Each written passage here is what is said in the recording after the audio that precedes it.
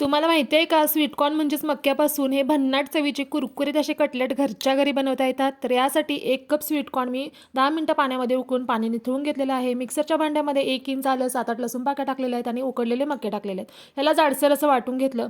त्याच्यानंतर 5-6 उकडलेले बटाटे घेतले, त्यांना व्यवस्थित असं स्मॅशरनं स्मॅश करून घेतलं. मक्याचं वाटलेलं मिश्रण याच्यामध्ये टाकायचं. ह्याच्यामध्ये टाकायचे आहेत अर्धा चमचा मिक्स हर्ब, अर्धा चमचा चिली फ्लेक्स, अर्धा चमचा चाट मसाला आणि पाव चमचा काळी मिरी पावडर. आता यामध्ये काही भाज्या टाकायच्या आहेत. बारीक चिरलेला कांदा, शिमला मिरची, कांद्याची पात आणि बारीक चिरलेली हिरवी मिरची. त्याच्यानंतर 4 चमचे कॉर्नफ्लॉवर टाकायचं. ह्याला व्यवस्थित मळून घ्यायचं आणि स्टिक्सचा वापर करून अशा प्रकारे कटलेट आपल्याला बनवून घ्यायचे आहेत. स्टिक्स नसतील तर आईस्क्रीमच्या काड्या वापरू शकता किंवा दोन्ही नसेल तर हातानं गोलाकार देऊ शकता. ह्याला बारीक रव्यामध्ये घुळवून घ्यायचं आणि कडकडीत गरम तेलामध्ये गोल्डन ब्राऊन रंगावरती तळून घ्यायचं. झाले की नाही आपले भन्नाट चवीचे कटलेट तयार.